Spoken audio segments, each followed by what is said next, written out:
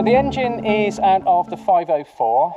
It was also used, or it was called in the UK the EN55, might be 44. Can't remember just off the top of my head. But these were used in the LGV Cargo, sort of replacement for the Sherpa, if people can remember those. They also found their way into the Ford Transit, the Ford Granada, and they also went into another Jeep which was called the UMM, which was a Portuguese sort of off-roader, very sort of slanted at the front and very boxy. They use exactly the same engine and gearbox. So let's have a look underneath. So they're quite a heavy bonnet. This one we've soundproofed. Now there's two ways of holding the bonnet up. One is with the front stay as such, but there is a second stay here which we're not going to use, and this just pops down and holds it in there, which actually holds the bonnet sort of nearly enough vertical, but we don't need it for this. Okay, so very simple engine, goodness me, it's absolute delight to work on one of these. So here goes the radiator that I've talked about before. This is the vacuum pump, so this creates a vacuum that goes through to what's called the master vac, and that is basically the brakes. So it's giving you power assisted brakes, which is needed. The Hotchkiss that came before this was no power assistance on anything, and that was quite, you really had to sort of stamp on it to get it to stop. This one is a lot better. We've got an expansion tank, pretty simple. This is the reservoir for the windscreen wipers. This here is for the diffs. On these we have differential locks on the rear, but not on the front.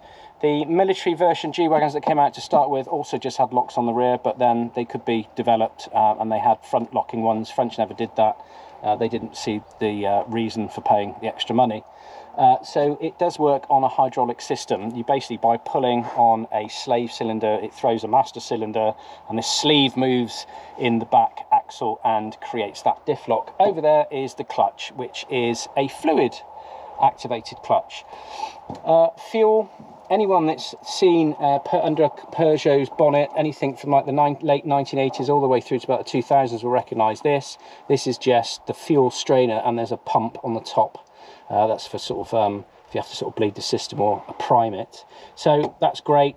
And straightforward oil filter, but something slightly different. Two batteries.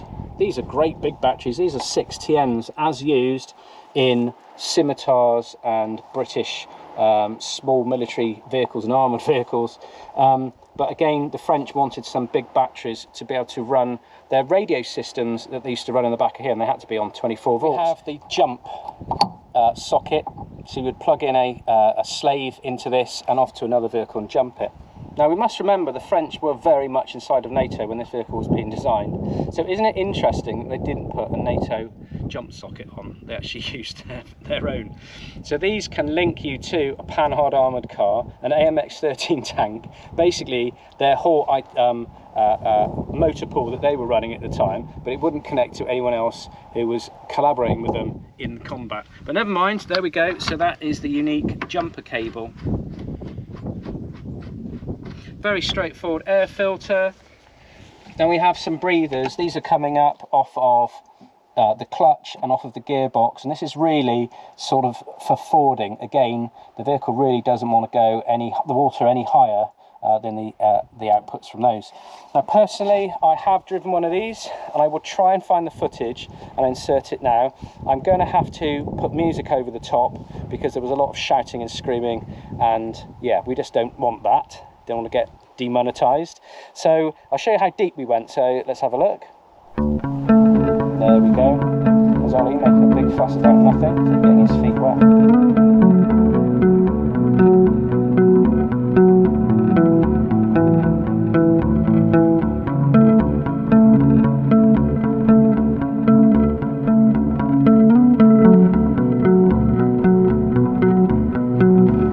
Yeah, that's my ear defence floating around in the back. Okay, so how high did try again. So how high was that? That was actually at the tops of the lights. So we have actually driven one of these where the water is at this level, and I can say to you that it did not have a problem. The electric's got a bit iffy, but who cares about that? Wonderful. Just a couple more things to point out. We're back with the Army Barmy version. We're just having a quick look at the tyres. So these are Uni Royals. They were a German tyre. They're called the T9. So they're quite difficult to get these days. I mean, you can still get the original T9s, but they're coming in, I think from the Uni Royal themselves, they're up to about £400 or £500 each. It's a lot of money. I think you can get a second-hand one for about 200. So what we've been doing is we've been working with our local tyre supplier, and we're now putting on Insel Dakar. So let's go and have a look at an Insel Dakar tyre. The Insel Dakar is actually a remold from Spain, but they are good value for money and they fit perfectly. Also, they're really quiet. The thing is, with the larger tyres, when they've got those large pads on it, when you're driving, they just get reverberation that just adds to the noise. And there's enough noise already with a Peugeot when you're driving it. So we put on these Insel Dakars. They also help you hold the road. You can do a corner in one of these now, but if you've still got the old T9s on, there's a tendency for them to slip around. So here we are in the driving position. It's quite a unique set of instruments on it. First thing you notice is a really sort of upright, large steering wheel, and it's quite positive. The steering on these is really good and very light, especially when you're moving along. There is no indicators or paddles on the side, so an indicator is actually a switch that turns to the left and right and gives you a noise. I think that's called a telltale, so you know that it's on or not. Next to it, very simply, is the horn. I'm not sure if we've got this. Oh yeah, he's running at the moment, the electrics. We've got the ignition, and this here we call the pepper pot. Now, anybody that used to drive a transit van in the 1960s will recognise this. So that is basically the heater element. So when you're wanting to start one of these, I'll put the clutch down, you pull the starter button halfway out, and then this will start to glow as it heats up, and that is showing that the glow plugs are reaching their optimum temperature. When it's actually glowing nice cherry red, usually takes about 15 seconds, then you carry on pulling the button all the way to the rear. Helps if I put the ignition on, and off it goes. Light switch over here, operated. You have to press the button in on the top to be able to rotate it. That's to stop you accidentally knocking it when you're driving along. This is the infrared settings, so we don't have infrared on this vehicle, but over here is the normal lights, low beam and full beam. Now, this is quite interesting. If you go onto this setting and then you use the button on the floor, which again people who have classic cars from the 1960s will recognise as being the dip beam, main beam, this setting on the dial here means that when you hit that on the floor, you actually turn all the lights out, which is great in combat. So you're driving along and you suddenly need to knock all your lights out, but it's not great when you're on the A303. Over on the end, yes, that did happen. Over on the end's very simple. We've just got down for the windscreen wipers and up for the windscreen wipers and washer, and that's about it. The charge rates, these usually run up in the middle, which is great. Once they're getting over into the red, you probably need to have a look at your alternator. You've got some issues. If you're down in the red over here, then yeah, you need to check your belts. This is actually the manual tick over speed, and the reason for that would be that if you were using your radios quite a lot, you might want to keep your battery topped up, so therefore you would turn this and increase the engine revs. These are just to do with the air control in and out, up and down, hot and cold. Now what's interesting about this, and you can probably see it if you look right down in there, down inside there, you won't be able to see it with the camera, there's another slide there that's actually hidden, and that's because this is out of the Peugeot van, and the Peugeot van had another setting down here, and that was the speed of the fan, but that's been taken out because you've just got a on and off. So I think that's marche and arrête. So arrête is stop and marche is to run, so that's on and off. Got a timer, it's just telling you how many hours you're using. These are if you've got water in your fuel. This is your diff locks. That's straightforward hazards. Thank you, Colin. So if you were a French serving soldier in the late 70s, 80s and 90s and you're using one of these, I'm sure you'd have a crafty cigarette, if not two, if not three, if not quite a lot. So you do want to make sure that your army vehicle can facilitate the smoking of Gauloise. And to do that, they gave more thought, I think, to the ashtray than they did to the driving position. And I'll show you what I mean. The ashtray number one actually has a luminous strip here. So during the daylight, it will actually take in sun radiation and then emit it at night. So you can see it to put your fingers in. And when you pull this open, the ashtray itself, it's actually, you can't see it, I'm going to have to pull this out. Okay, it's actually got a light. So there is a light up here inside of the dash that shines through here, but it gives you a green pool of light inside of the ashtray. So that means that at night, when you're at exercise and you want to drop your cigarettes in there, you can make sure you get it in because there's actually a light showing. Now, would you go to all that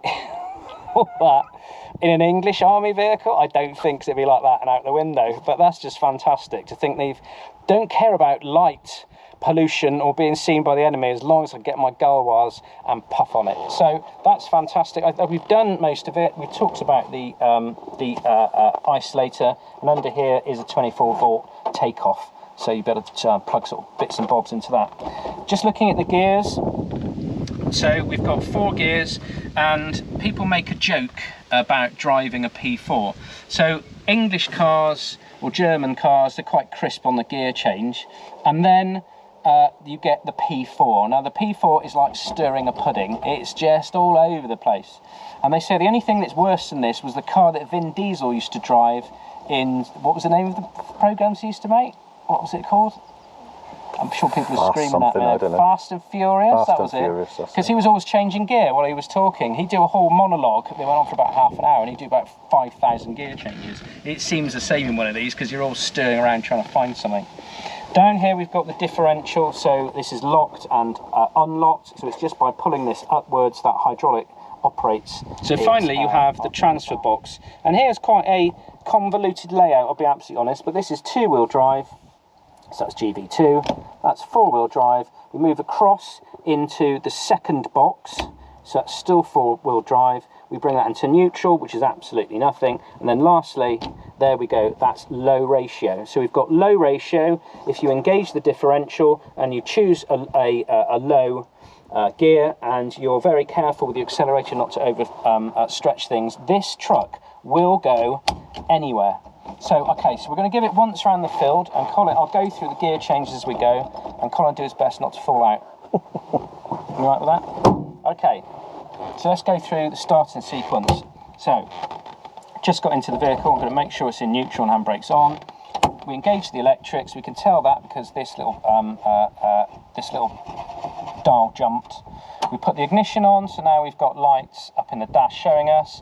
If we've not used it for a day or it's cold weather, we might do the preheat. We're not going to bother now. Depress the clutch and pull out the starter. Okay, so we're now ready to go. Into first. Now, we are in a field at the moment, so we're going to go into 4-wheel drive and climb this hill in front of us.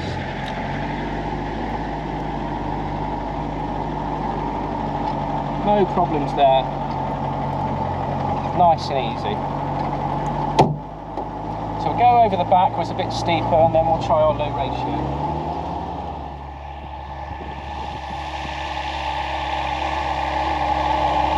I think we should tell my grandmother how to suck eggs, but we're just going to do a bit of off-road driving, so therefore if we're ascending the slope, we want to go at right angles to the slope, and we want to choose our gear at the bottom, not try and change gear halfway up. So we are at the bottom, I'm putting it into first. We're now in 4-wheel drive, so we're going to push that back, and now we've got it in low ratio. I'm just going, whoa, there we go. Nice and easy, wins the race.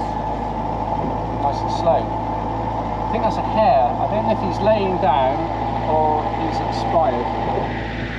By the smell of it, I think he's a dead un.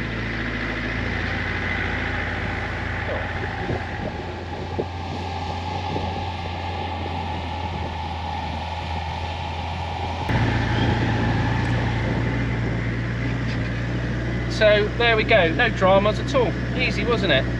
Don't want wide open throttle, so that's just going to ruin everything. We're going to descend the other side of the hill, and what we're going to do is we'll let the engine do the braking. So my foot's off the accelerator, and we're just letting the natural revs of the vehicle just take us down slowly. Because the whole point is, we want to get there safely and in one piece, not race it and break something.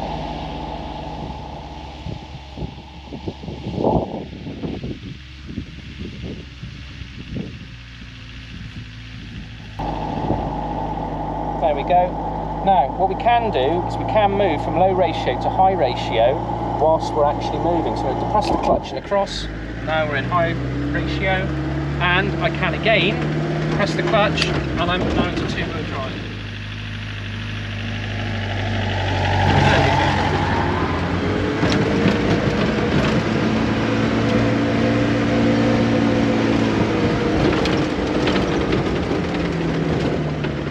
Peugeot P4, the French version of the G Wagon. A basic G Wagon, about 80% of it, the body, the running gear, the axles, the transfer, etc. And the French added their own je ne sais quoi, which was the Peugeot engine from the 503 and their own gearbox. So, on haul, upon reflection, what a great piece of kit. Great to drive off-road, like fantastic to drive off-road, really well balanced, great visibility, bags of power. Does it need that second diff lock on the front? Not sure really, to be honest. Most of the problems we've managed to get out of just using the single diff lock and using a bit of skill.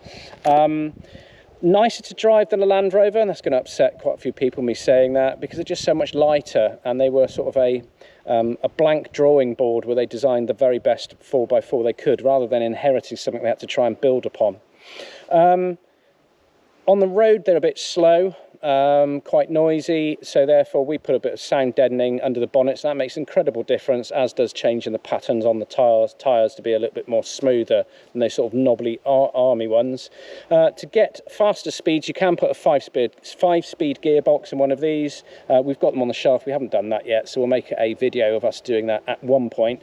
Also, a very easy way of getting better speeds out of these is to change the ratios in the axles, both front and back. So those can be purchased as a set, and they're fitted, and therefore just makes the engine a little bit more relaxed at high speed. So you can cruise with one of those at about 50 or 60. You don't want to go any faster. There's no airbags. I had a life incident in one of these recently, and I know what it feels like if you have a bit of an impact. So in summary, great fun, relatively low in price, relatively easy to get hold of them, certainly in France. We brought quite a few of these in because they're such great fun. All my friends have got them, so come and join the club. If you like that video about these Peugeots, then why not come and have a look at the channel. It's called the FARG Motorpool. We've got loads and loads of stuff on there, looking at armoured cars, looking at tanks, looking at working on military vehicles, and of course these Peugeots that we are saving from the cutting torch, trying to get them back before they disappear forever. You don't really see many of these on the civilian market, reason being the Germans didn't want the French selling them when they were demobbed, and so the French do actually return the bodies and the chassis back to Germany, I believe, where they are, well, got rid of, which is a real shame, but luckily we've managed to save a couple of them. So thanks for joining us. Have a look around the channel. There's loads of other interesting stuff to keep you amused, and see you soon.